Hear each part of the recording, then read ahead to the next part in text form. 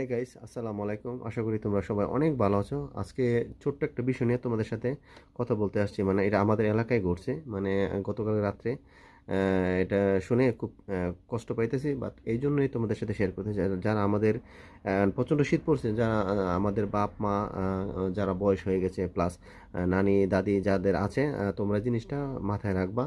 কারণ ঘটনাটা হচ্ছে আজকে আমাদের এলাকায়, আজকে না, 2 দিন আগে উনি এক বয়স্ক লোক, উনি গ্যাস চুলা জ্বালিয়ে কি বলে ইয়ে করতে গেছে, আগুন পোয়াইতে গেছে, মানে তাপ নিতে গেছে। তো হট করে ওনার চেঞ্জ ছিল না, ওনার শাড়ির আঁচল এক চুলায় পইরা ধরে গেছে আগুন।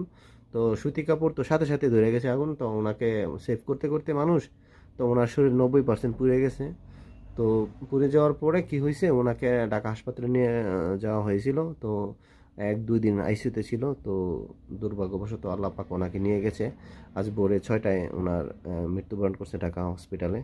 তো আমি এই জন্যই তোমাদেরকে মেসেজটা দিতেছি যে তোমরা সবাই চেষ্টা করবা যেন তোমাদের বাড়ির যারা মুরব্বী আছে তাদেরকে এই জিনিস থেকে দূরে রাখা যায়।